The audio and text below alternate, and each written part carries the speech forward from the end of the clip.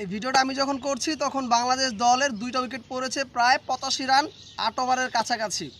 টি-20 match যেরকম খেলা উচিত ঠিক সেই ধাঁচে কিন্তু বাংলাদেশের ব্যাটসম্যানরা ট্রাই করছে।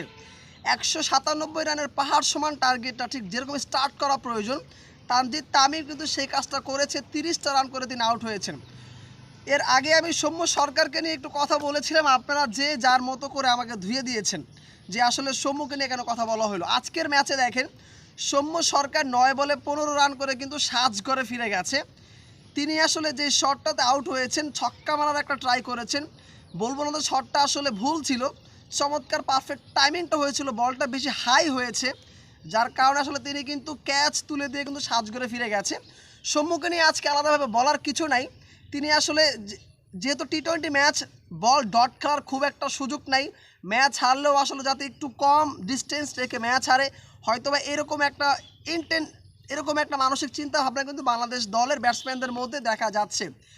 196 রানের টার্গেটে বাংলাদেশ দল যদি আজকের ম্যাচ জিতে যায় তাহলে সত্যি আসলে প্রশংসার দাবিদার হবে প্রত্যেকটা ব্যাটসম্যান।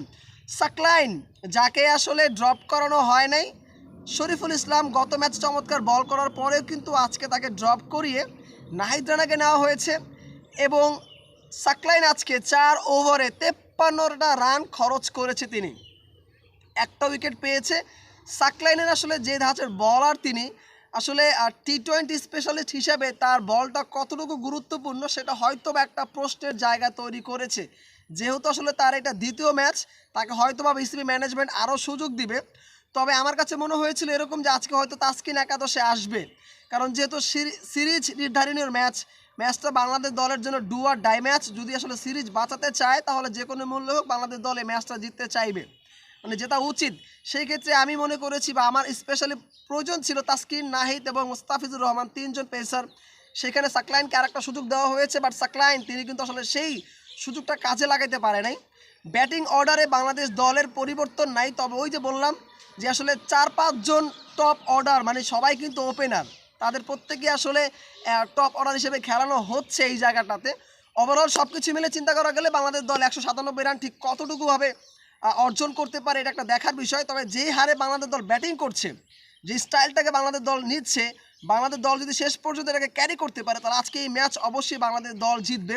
তবে সৌম্য সরকারের উচিত ছিল আরও কিছুক্ষণ সময় ধৈর্য ধরে ম্যাচটাকে একটু নিজেদের আওতায় এনে তারপর আসলে বড় শট খেলা। এই জায়গাটায় কিন্তু অস্ট্রেলিয়ার টিম টোটালি ডিফারেন্স। আজকে আপনারা দেখবেন যে ম্যাট রেনশো তিনি 89টা রান করেছেন এবং ওইভাবে করে কিন্তু তিনি আস্তে আস্তে করে খেলেছেন। টিম ডেভিড 45টা রান করেছেন। এই দুজনের কিন্তু বাংলাদেশ দলের বলারদেরকে ভুগিয়েছে এবং এই জায়গায় মূলত ম্যাচের পার্থক্য গড়ে দিয়েছে। সর্বোপরি বাংলাদেশ দলের ম্যাচের জন্য আসলে আশা করি তারা আজকে ম্যাচটা জিতুক। ম্যাচের পরবর্তী সময় অবশ্যই আপনাদের নিয়ে আবারও আসবো, তখন আসলে ম্যাচ জিতলো না হারলো সেই বিষয় নিয়ে পুরো বিস্তারিত আলোচনা হবে। ধন্যবাদ সবাইকে, আসসালামু আলাইকুম।